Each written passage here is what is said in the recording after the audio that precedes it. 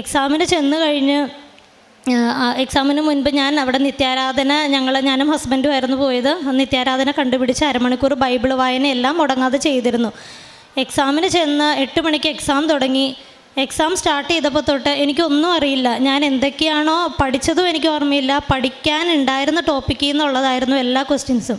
എനിക്കൊന്നും അറിയില്ലായിരുന്നു ആൻസർ. ഞാനപ്പം മാതാവിനോട് പറഞ്ഞു, മാതാവേ കമ്പ്യൂട്ടറൈസ്ഡ് ആണ് എക്സാം. ഞാൻ പറഞ്ഞു, ഞാൻ ഈ ഓപ്ഷൻ ചൂസ് ചെയ്യും കേട്ടോ മാതാവേ, എനിക്കറിയില്ല ഇതിൻ്റെ ആൻസർ.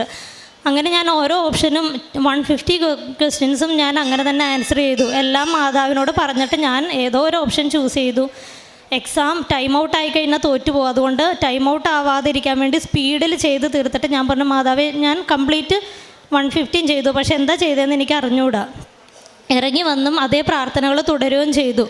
ഇറങ്ങി വന്ന പാടെ ഞാൻ വീട്ടിൽ വിളിച്ച് പറഞ്ഞു, 99% ഞാൻ തോക്കും. ഞാൻ എഴുതിയേക്കണം ഒന്നും എല്ലാം തെറ്റാണ്. ഒരു 3 ക്വസ്റ്റ്യൻ്റെ ആൻസർ മാത്രമാണ് എനിക്ക് കറക്റ്റ് ഉറപ്പുള്ളത്. അങ്ങനെ ഞാൻ സങ്കടപ്പെട്ട് പറഞ്ഞപ്പോൾ അമ്മ പറഞ്ഞു, ഉടമ്പടി എടുത്തതിന് ശേഷം ആരും ഇതുവരെ സങ്കടപ്പെടേണ്ടി വന്നിട്ടില്ല. എല്ലാ പ്രശ്നത്തിനും പരിഹാരം ഉണ്ടായിട്ടുണ്ടെന്ന് പറഞ്ഞു. ഞാൻ ഇത് പറഞ്ഞ് തിരിഞ്ഞപ്പോൾ ഹസ്ബൻഡ് ഞാൻ എക്സാം എഴുതുന്ന സമയത്ത് ഒരു മാതാവിൻ്റെ പള്ളിയിൽ പോയി പ്രാർത്ഥിച്ചുകൊണ്ടിരിക്കുമായിരുന്നു. ആ സമയത്ത് ഒരു ചേച്ചി വന്ന് ഒരു കൊന്ത ഹസ്ബൻഡിൻ്റെ കയ്യിൽ കൊടുത്തു. വെഞ്ചിരിച്ച കൊന്തയാണ്, പ്രാർത്ഥിച്ചോളാൻ പറഞ്ഞ്. ഞാനപ്പോൾ അമ്മേനെ വിളിച്ചെല്ലാം കഴിഞ്ഞ് അപ്പോൾ ഹസ്ബൻഡ് എൻ്റെ കയ്യിൽ ഈ കൊന്ത തന്നിട്ട് പറഞ്ഞു, ഒരു ചേച്ചി വെഞ്ചിരിച്ച കൊന്തയാണെന്ന് പറഞ്ഞ് തന്നതാ, പ്രാർത്ഥിച്ചോളാൻ പറഞ്ഞ് തന്നു. ഞാൻ ആ കൊന്ത മേടിച്ച് നോക്കിയപ്പോൾ കൊന്തയിൽ കുരിശിൻ്റെ കൂടെ കൃപാസനത്തിൽ മാതാവിൻ്റെ ലോക്കറ്റാണ് കിടക്കണേ. പെട്ടെന്ന് എനിക്ക് ഭയങ്കര സന്തോഷവും ഭയങ്കര അത്ഭുതമൊക്കെ തോന്നി. അതുവരെ ഉണ്ടായിരുന്ന ഡിപ്രഷനൊക്കെ അങ്ങ് മാറി. ഞാൻ ഓർത്തു, സഞ്ചാരി മാതാവ് വരുമെന്ന് അച്ഛൻ പറഞ്ഞത് സത്യമാണ്. സഞ്ചാരി മാതാവ് ഇപ്പം എൻ്റെ കൂടെ ബാംഗ്ലൂർ വന്നു എന്ന് എനിക്ക് ഉറപ്പായി. എനിക്ക് ഭയങ്കര വിശ്വാസമായി അത്.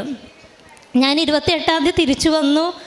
29-ാം തീയതി ഇന്നലെ എൻ്റെ റിസൾട്ട് വന്നു, ഞാൻ പാസ്സായി എന്ന് പറഞ്ഞു. പക്ഷെ അതെങ്ങനെ പാസ്സായെന്ന് എനിക്കിപ്പോഴും അറിയില്ല. 99% ഞാൻ തോക്കുമായിരുന്നു. എനിക്കിപ്പോഴും അത് വിശ്വസിക്കാൻ പറ്റാത്തൊരു വിജയമാണ്. ഞാൻ പഠിച്ച എൻ്റെ ബുദ്ധി കൊണ്ട് കിട്ടിയതല്ല എനിക്കിത്. ഇത് പരിശുദ്ധ അമ്മ ഈശോയുടെ കയ്യിൽ നിന്ന് എനിക്ക് മേടിച്ച് തന്നതാണ്. ഈശോയ്ക്കും മാതാവിനും കോടാനും കൂടി നന്ദി പറയുന്നു. ഉടമ്പടി എടുക്കുന്നത് നമ്മളുടെ ജീവിത വിശുദ്ധീകരണത്തിനാണെന്നുള്ള അച്ഛൻ്റെ ക്ലാസ് കേട്ടപ്പോൾ എനിക്ക് നല്ല ബോധ്യം ഉണ്ടായിരുന്നു, എങ്ങനെയാണ് ഈശോ നമ്മുടെ ജീവിതത്തിൽ അത്ഭുതം പ്രവർത്തിക്കണേന്ന്. അതുകൊണ്ട് തന്നെയായിരുന്നു എനിക്ക് നിർബന്ധം ഉടമ്പടി കറക്റ്റായിട്ടത് പാലിക്കണമെന്ന്.